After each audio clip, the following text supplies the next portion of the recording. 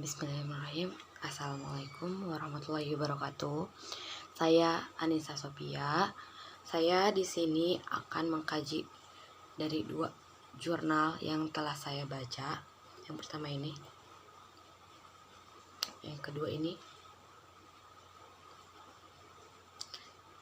Jurnal yang pertama yang ditulis oleh I.N. Firdausi, M. Asikin, dan Wuryanto dengan judul Analisis Kemampuan Berpikir Kreatif.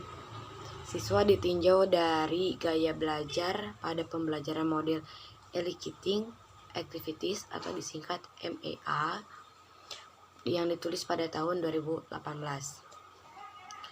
Berdasarkan hasil penelitian dan pembahasan diperoleh kesimpulan sebagai berikut. Yang pertama itu kemampuan siswa pada aspek berpikir kreatif melalui pembelajaran model Eliciting Activity mengalami peningkatan dalam kategori sedang dengan indeks gen sebesar 0,35.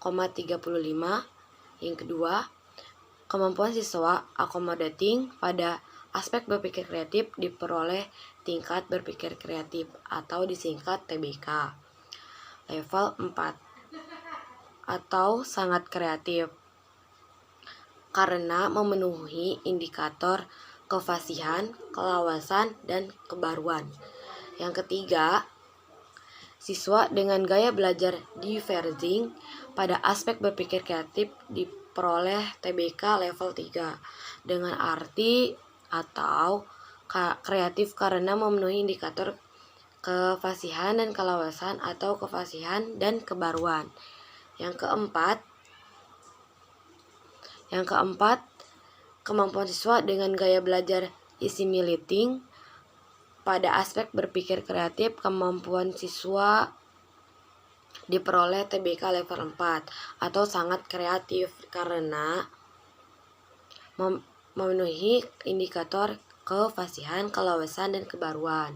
Yang kelima, kemampuan siswa dengan gaya belajar converging pada aspek berpikir kreatif diperoleh TBK level 4 atau sangat kreatif karena memenuhi indikator kefasihan, kelawasan, dan kebaruan. Nah, di sini akan membahas tentang jurnal yang kedua. Yang kedua yaitu analisis kemampuan berpikir kreatif matematis siswa kelas 8 SMP pada materi statistika yang ditulis oleh Maulidah Hasanah dan Hairudin pada tahun 2021. Berdasarkan hasil temuan penelitian dan pembahasan mengenai kemampuan berpikir kreatif matematis siswa kelas 8 di salah satu SMP di Kabupaten Karawang pada materi statistika menunjukkan bahwa kemampuan berpikir kreatif matematis siswa masih rendah. Hal ini terlihat dari KKM atau kriteria ketuntasan minimum pada mata pelajaran matematika yang telah ditetapkan oleh sekolah dengan nilai 7,5 atau 75. Selain itu, terlihat juga pada hasil analisis menunjukkan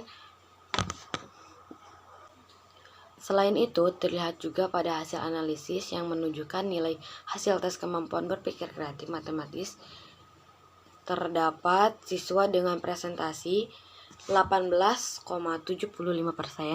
yang berkategori tinggi, 10 siswa dengan presentasi 62,5% berkategori sedang, dan sebanyak 3 siswa 18,75% yang berkategori rendah. Dari keempat indikator kemampuan berpikir kreatif siswa, indikator yang paling dikuasai adalah indikator flexibility. Hal itu terlihat dari banyaknya siswa yang mengerjakan soal dengan indikator flexibility, yaitu sebanyak 15 siswa dengan presentase 62,5%. Meskipun jawaban yang diberikan siswa tersebut terdapat kesalahan atau ketidaklengkapan. Sedangkan indikator yang paling tidak dikuasai adalah indikator originality dengan presentase 45,5%. 6,875% karena masih banyak siswa yang tidak menjawab soal pada indikator tersebut.